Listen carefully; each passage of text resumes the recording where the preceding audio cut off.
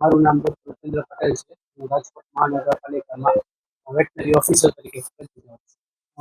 નામદાર સુપ્રીમ કોર્ટે અગાઉ જે ચુકાદો આપ્યો હતો કે અલગ અલગ જે ઇન્સ્ટિટ્યૂટ છે, શાળા છે, કોલેજ છે, હોસ્ટેલ છે, રેલવે સ્ટેશન છે, સ્પોર્ટ્સ કોમ્પ્લેક્સ છે, હોસ્પિટલો છે, આવી જગ્યાએ જે રખડતા શ્વાનો હોય ત્યાંથી આપણે એને પકડવાના છે. એ આ જુદી જુદી ઇન્સ્ટિટ્યૂટમાં પોતાને ઇન્સ્ટિટ્યૂટવાળાએ પોતાએ તકેદારી રાખવાની છે કે તેની એક કમ્પાઉન્ડ વોલ હોવી જોઈએ, સિક્યુરિટી ગેટ હોવો જોઈએ, સિક્યુરિટી હોવી જોઈએ, પ્રોપર વ્યવસ્થા જળવાઈ જવી જોઈએ, જેથી શ્વાન અવર જવર ઇન્સ્ટિટ્યૂટની અંદર ન થઈ શકે. આ માટે રાજકોટ મહાનગરપાલિકા દ્વારા વર્ષ 2008થી સતત શ્વાન વંધ્યીકરણ અને રસીકરણની કામગીરી કરે છે. લાસ્ટ આપણે 25-26માં જોઈએ કે આપણે 3129 એવા શ્વાનોમાં વંધ્યીકરણની અને કામગીરી કરેલ છે. 10,112 જેવા ડોગમાં આપણે હડપ વિરોધી રસીકરણની પણ કામગીરી કરેલ છે. જનરલી સુપ્રીમ કોર્ટ નામદાર સુપ્રીમ કોર્ટનું જે છે કીધેલું એ મુજબ જ્યાં રખડતા શ્વાનો જો જોવા મળતા હોય છે, આપણને કદાચ ફરિયાદ આવતી હોય તો આપણે ત્યાંથી શ્વાનને પકડીએ છીએ અને આપણા ડોગ સેન્ટર છે, માધાવર ડોગ સેન્ટર ત્યાં પકડીને આપણે રાખવામાં આવે છે.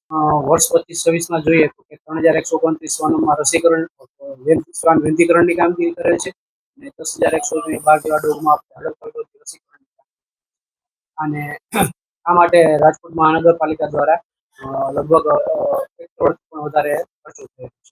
જે અવારનવાર રખડતા શ્વાનો જે કરડવાના બનાવ બનાવે છે કે અવારનવાર શ્વાન કરડે છે, એ શ્વાનને આપણે ત્યાંથી ફરિયાદ સ્થળેથી આપણે પકડી લઈએ છીએ અને માથા પર આપણું જે ડોગ સેન્ટર છે ડોગ સેન્ટર રાખીએ છીએ. શ્વાન છે શ્વાનને શાંત કરવાનો આપણે પ્રયત્ન કરીએ છીએ અને ફરીથી મૂળ જગ્યાએ જ આપણે એને પરત કરીએ છીએ.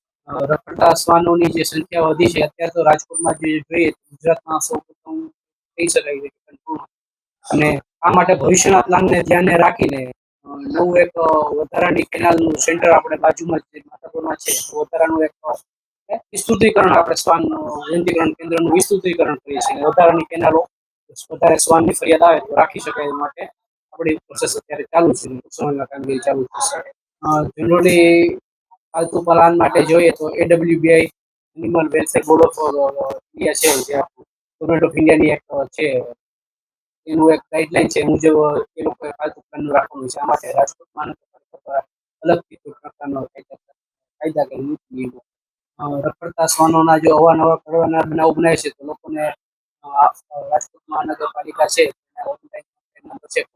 ફરિયાદ કરી શકે તો અમને અહીંયા લેખિતમાં પણ ફરિયાદ કરી શકે. અમે એના આધારે અમે કરડતા શ્વાન છે ફરિયાદના આધારે અમે પકડીને ડોગ સેન્ટર ખાતે રાખીએ છીએ. ફરીથી મૂળ જગ્યાએ શાંત થઈ ફરીથી આપણે મૂળ જગ્યાએ પરત કરવાની કોશિશ કરીએ છીએ. સાંજ સમાચાર ફેસબુક પેજને લાઇક કરો, વિડીયો શેર કરો અને વધુ વિગતવાર સમાચાર માટે sanssamachar.net વિઝિટ કરો.